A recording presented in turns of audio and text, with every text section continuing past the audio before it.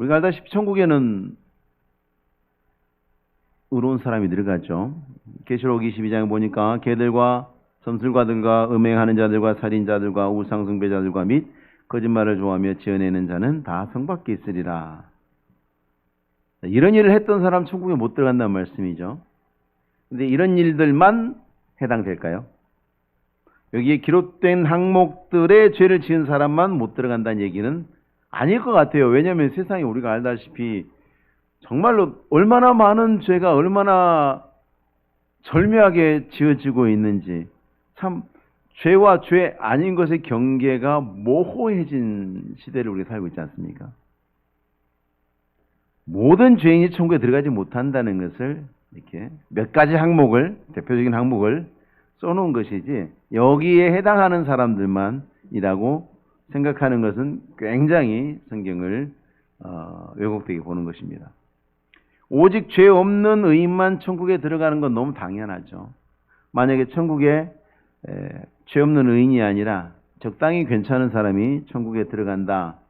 그러면 천국에는 맨날 사건 사고가 끊이지 않을 것입니다.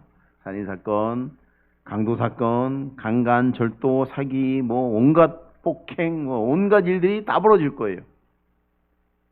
우리가 그런 일에 연루되어서 잡혀서 감옥에 가 있는 사람들이 전부 다 악하다. 인간적인 기준으로 봤을 때 악하다 이렇게 생각하면 안 됩니다. 인간적인 기준으로 봤을 때 괜찮은 사람인데 우발적으로 아니면 실수로 아니면 몰라서 그런 죄를 저지르고 감옥에 있는 사람들도 적지 않습니다.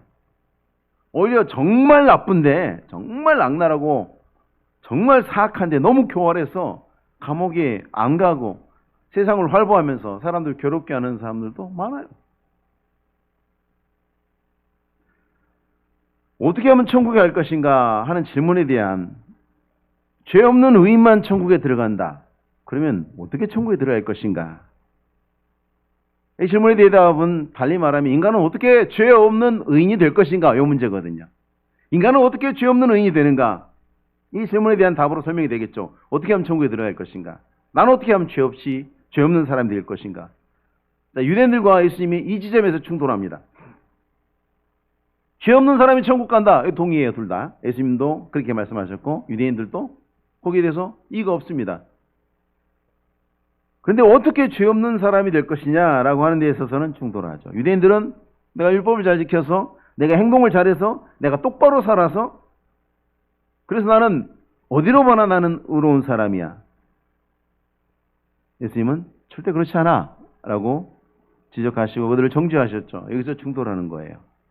요한복음에 예수님께서 그들에게, 유대인들에게, 바리새인들에게 이렇게 이야기합니다. 너희는 너희 아비가 행한 일을 하는도다. 지금 나쁜 일을 지적하면서 이렇게 말씀하시는 거예요. 그러니까 바리새인들이 이렇게 대답합니다. 우리가 음란한 데서 나지 않았다. 우리 아버지는 한 분이 하나님이다. 우리는 하나님으로부터 났고 우리는 그렇게 소위 말하면 혈통이나 그런 게 나쁘지 않다.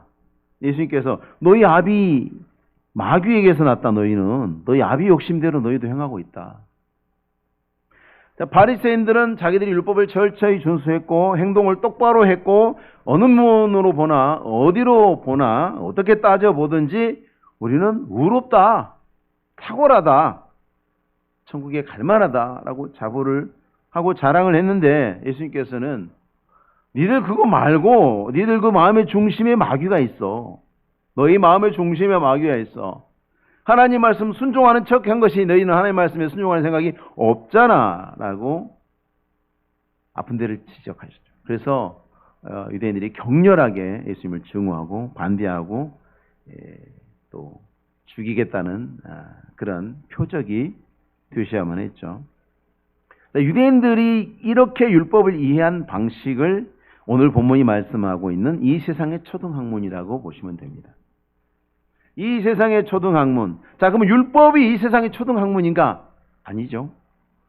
이 세상의 초등학문하고 율법은 다르죠. 이 세상의 초등학문은 사람들이 만들어낸 거예요. 사람들이 마음속에 영혼을 사모하는 마음은 있는데 그 영혼을 향해서 나아가는 길을 알지 못하는 거죠. 창조될 때 인간은 전도서 3장에 하나님이 모든 것을 지으시되 때를 따라 아름답게 하셨고 또 사람들에게만 영혼을 사모하는 마음을 주셨다. 그래서 종교를 가지고 있는 건 인간밖에 없죠. 돌고래가 제사를 지내나요? 아니면 원숭이가 무슨 굿을 하든가요? 아니죠. 그런 거 안 하죠. 인간만 그걸 해요. 하나님이 말씀하시기를 사람에게 영혼을 사모하는 마음을 주셨다. 사람에게만.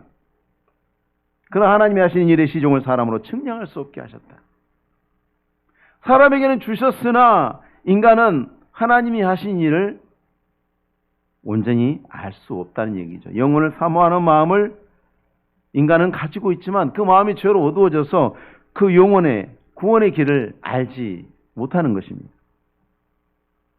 그래서 로마서 8장에서 하나님을 알되 하나님을 영화롭게 해도 아니하며 감사하지도 아니하고 오히려 그 생각이 허망해지며 미련한 마음이 어두워져서 스스로는 지었다고 자부해요. 근데 어리석어요.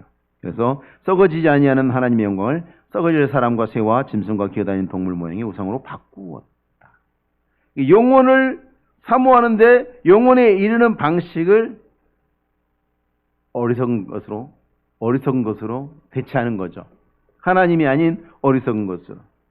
하나님의 영광이 이르는 길을 찾는다고 찾았는데 스스로 찾아낸 것이 미련한 마음에 어두워져서 우상을 섬기는 것이 그 결과물이다. 그게 초등학문입니다. 그게 초등학문입니다, 여러분. 미련한 마음으로 우상을 섬기는 것. 더 본질로 내려가면 내 힘과 내 노력으로 하나님을 기쁘시게 할 수 있다. 내 힘과 내 노력으로 하나님에게 나아갈 수 있다. 또 그걸 찾을 수 있다.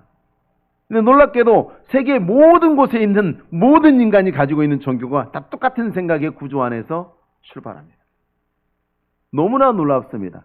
전 세계의 도처에 서로 간에 전혀 어떤 정보나 생각의 교류나 공유를 할 수 없는 그런 시대와 환경 속에서 살고 있는 각각에 있는 모든 사람들이 하는 생각이 똑같아요. 어떻게? 마치 서로 하나의 교과서를 갖고 있는 것처럼 똑같이 출발합니다. 인간이 뭔가를 함을 통해서 어떤 행위를 통해서 신을 만족시킬 수 있고 그것을 통해서 우리는 구원을 얻을 수 있다. 그러나 하나님 앞에 결코 도달할 수 없는 그것이 오늘 본문이 말하는 이 세상의 초등학문입니다. 율법은 이 세상의 초등학문이 아니죠. 그런데 유대인들이 바리새인들이 율법을 이 세상의 초등학문처럼 사용한 거예요. 율법이 초등학문이 아니에요. 율법은 하나님이 주신 계시잖아요. 하나님의 말씀이잖아요. 율법도 하나님의 말씀이에요. 근데 그것을 어떻게 사용했어요? 이 세상의 초등학문처럼 사용했죠. 이 세상 사람들이 자기의 힘과 자기의 의로움과 자기의 뭔가를 통해서 자기의 노력을 통해서 하나님께 갈 수 있다라고 수많은 사람들이 수많은 종교를 통해서 수많은 방법들을 제시했는데 그 중에 한 가지 방법처럼 여겼던 거죠. 유대인들이 하나님의 말씀을. 그러나 결국은 실패를 했죠. 그래서 하나님께서 4절 말씀에 때가 참에 하나님이 그 아들을 보내사 여자에게서 나게 하시고 율법 아래에 나게 하신 것은 많은 사람들이 예수 그리스도의 복음을 듣기 전에 살았어요. 그리고 복음이 전해지기 전에 죽었죠. 그래서 너무 억울하다는 생각을 해요. 어떤 사람들은 예수를 믿기 미안해해요. 우리 아버지, 우리 할머니, 할아버지 너무 좋으신 분들이었는데 우리 동네 교회가 너무 늦게 들어와서 예수님 오시기 전에 돌아가셔서 어떡하냐고. 그래서 어머니한테, 아버지한테 미안하고 할머니, 할아버지 미안해서 교회를 못 오는 분들도 있을까요? 있어요. 굉장히 미안해하고 가슴 아파합니다. 4절 말씀에 때가 참에 우리는 하나님이 구원하시는 섭리를 인정해야 합니다. 하나님이 구원하시는 섭리, 왜 하나님께서는 이 나라에 이렇게 늦게 복음을 주셨을까? 우리나라에 복음이 들어온 지 100년 조금 넘었죠. 전도하다 보면 꼭 세종대왕은 지옥 갔느냐, 이순신 장군 지옥 갔느냐 꼭 물어봐요, 사람들이. 여러분 전도하다 보면 거의 10중 8구는 물어봅니다. 사람들이. 어떻게 할 거예요? 하나님의 섭리 가운데 내가 있음을 감사하고 섭리를 인정해야 됩니다. 복음을 들어야 했던 많은 사람들이 있었지만 복음을 들어야 하는 많은 사람들, 복음이 필요 없는 사람은 없죠. 하나님께서 우리 시대에 우리를 택하셔서 복음을 듣게 하시고 믿음을 주셔서 구원하셨어요. 이 시대에 중요한 것은 이 시대에 나를 택하시고 내게 복음을 주셔서 믿음을 주셔서 구원하셨다는 거죠. 그건 하나님이 주인으로서 정당한 권리를 가지고 섭리를 따라서 이루신 일이에요. 우리는 이 땅에 예수님을 그때 보내신 것에 대해서 항변할 수 없습니다. 왜 좀 빨리 보내시지? 왜 하필이면 2000년 전에 보내셨습니까? 왜 하필이면 이스라엘에 보내셨습니까? 항변할 수 없습니다. 왜 대한민국에는 일본보다 더 늦게 복음이 들어오게 하셨습니까? 항변할 수 없습니다. 하나님께서 그때를 가장 적합한 때로 보셨기 때문에 그렇습니다. 우리를 부르신 때, 나를 부르신 때도 역시 마찬가지죠. 그것도 하나님이 정하시는 거예요. 하나님이 크신 섭리 안에 그 모든 것이 다 있어요. 그리고 하나님의 모든 섭리는 우리가 이해하지 못할 뿐이지 온전한 것입니다. 여러분, 성경에 아직도 우리가 이해하지 못한 것들 많죠?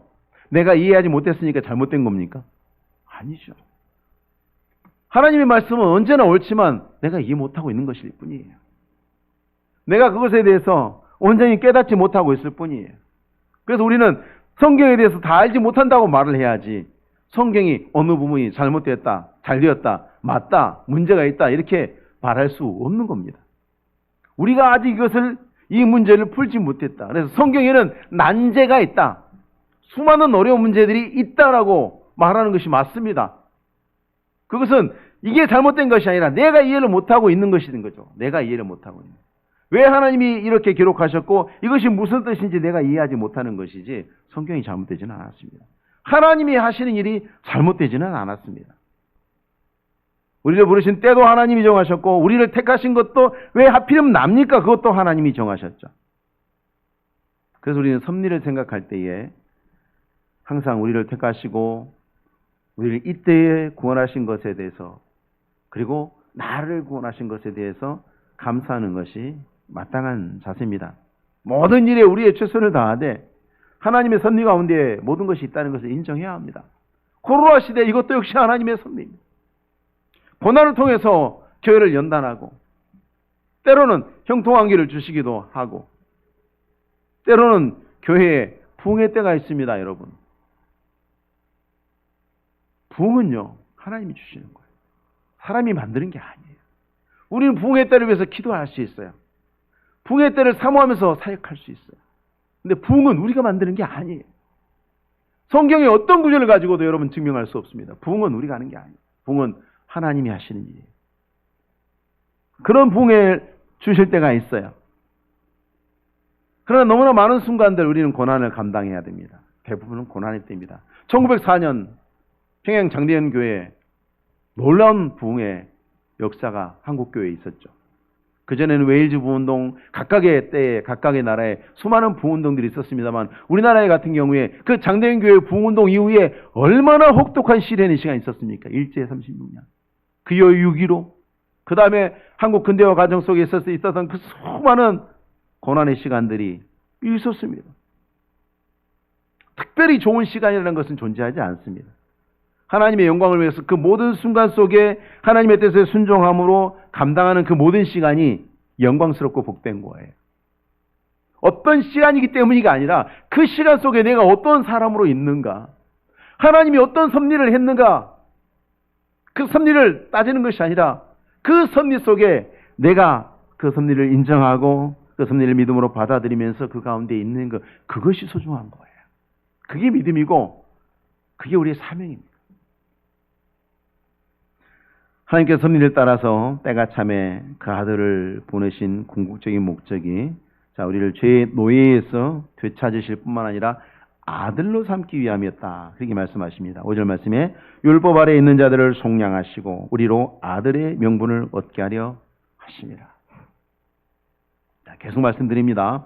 왜 하필은 아들이냐? 다른 사람이 아니냐? 딸도 사람 맞습니다. 근데 이 당시에 이 갈라디아서의 성경을 읽고 있는 모든 그리스도인들은 로마 제국의 문화 속에 살고 있었고, 로마 제국의 당시의 문화는 거의 여자는 거의 권리가 없었습니다. 인간으로서의 거의 지금 이슬람 교도들이 하는 것처럼 여자는 존중받지 못했고 거의 권리를 갖고 있지만 특별히 상속권이 없었습니다. 여자에게는 상속권이 없었습니다. 우리보다 더 심했습니다. 딸은 상속권이 없습니다. 그래서 하나님의 딸이라고 이야기하면 사람들은 다 머릿속에 무슨 생각하냐면 천국에 가도 어떤 사람은 상속권이 있고 어떤 사람은 상속권이 없다라고 생각하기 딱 좋은 환경 속에 살고 있었어요.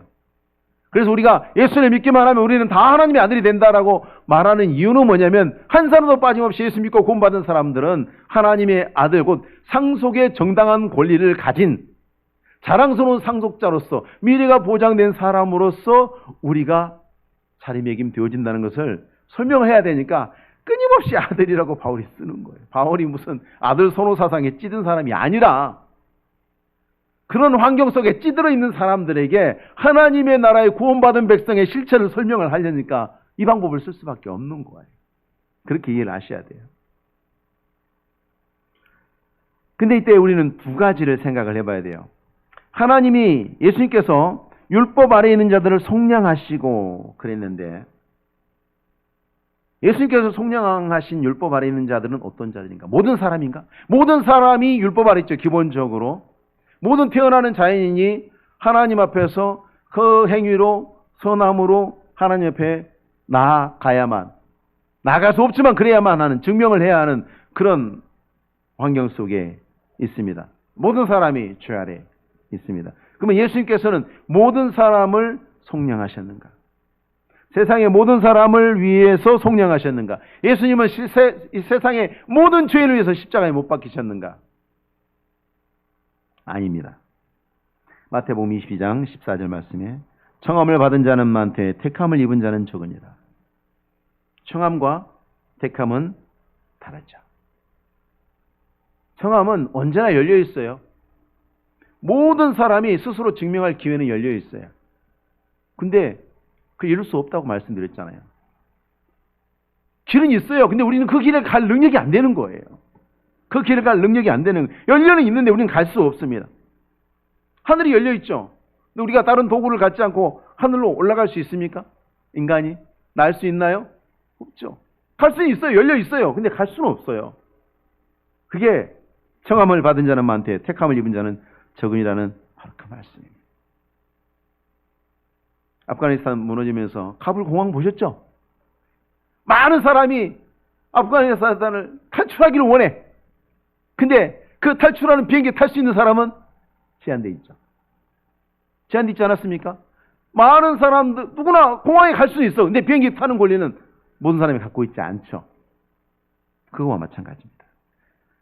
많은 사람이 초청을 받았지만 하나님께서 택하신 사람들만 속량하는 은혜를 받게 되는 거죠. 만일 예수님께서 모든 사람을 속량하셨는데 인간이 나는 당신의 속량을 받아들일 수 없습니다 라고 거절해서 그 속량하시는 은혜가 차단이 된다고 한다면 하나님은 더 이상 전능하신 하나님이 되실 수가 없죠. 그리고 하나님이 사람을 구원하시는 그 구원의 결정권과 그 구원의 주도권은 인간에게 넘어가는 거예요. 왜? 마지막 선택 누가 해요? 인간이 하거든. 그렇잖아요. 예수님께서 다 이루어 놓으셨어요. 내가 다 이루었다. 그래서 너 구원 받을래? No. 하는 순간 자, 이 사람이 구원받고 구원받지 못한 건 누가 결정해? 그 사람이 하는 거죠. 너 구원받을래? 예수 믿을래? Yes. 그러면 그 사람이 구원받는 데 있어서 마지막에 결정적인 역할을 누가 했어요? 그 사람이 한 거죠. 그걸 우리가 은혜라고 할 수 있습니까?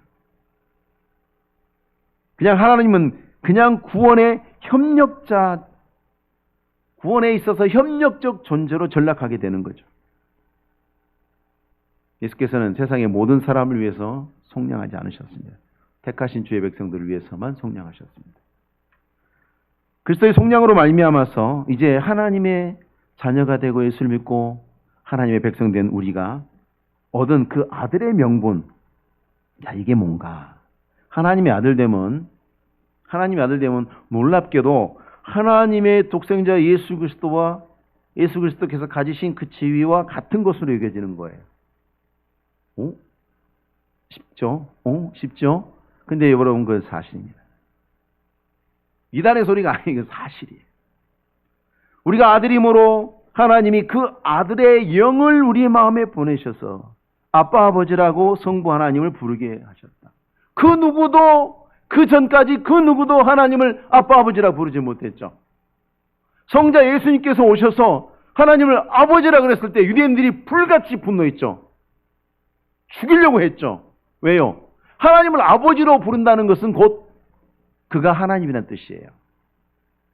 유대인들은요, 누구의 아들 그러면 그 아버지의 모든 사회적, 재정적 모든 권리와 권한과 영광을 승계하는 거예요. 동일한 존재로 여겨요. 누구의 아들은 그 아버지와 아들은 동일한 존재로 여겨요.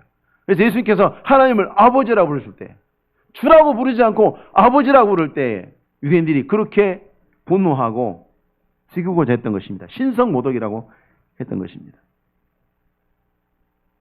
그러나 우리가 예수 그리스도와 같은 지위를 얻게 되었다는 것을 보증하는 것이 바로 아들의 영이죠. 고린도전서 2장 10절 말씀에 오직 하나님이 성령으로 이것을 우리에게 보이셨으니 성령은 모든 것 곧 하나님의 깊은 것까지도 통달하시느니라. 성령은 아버지의 영이고 아들의 영이죠. 성령은 또 하나님 자신입니다. 삼위 하나님이십니다. 그런 성령께서 우리 안에서 우리와 영원히 함께 하시죠. 우리와 연합하셨죠. 뗄 수 없는 연합하셨죠. 그로 말미암아 우리가 성령이 예수의 영이기 때문에 예수와 연합하고 하나님의 영이기 때문에 아버지의 영이기 때문에 아버지와 연합하고 그래서 예수 그리스도가 우리의 머리가 되고 우리는 그의 몸된 교회가 돼서 영원한 연합이 되어서 마침내는 새하늘과 새 땅에서 하나님과 영원히 함께 거하게 되는 거죠. 그 얘기는 하나님과 영원히 함께 거하게 된다는 얘기는 하나님의 나라를 누리고 다스리고 영원히 살 거. 영원히 사는데 그냥 새방에 사는 사람처럼 아니면 어떻게 잠시 거쳤다 지나가는 사람처럼 아니면 얹혀 사는 사람처럼 그렇게 하늘나라에 가서 신세를 지는 것이 아니라 하늘나라의 주인으로서 하나님과 함께 영원히 통치하며 그 권리를 누리며 살게 되는 그것입니다. 엄청난 축복이죠. 놀라운 축복이죠. 이것이 우리의 누더기 같은 인간의 공로와 그 보잘것없는 행위들과 비교할 수 없습니다.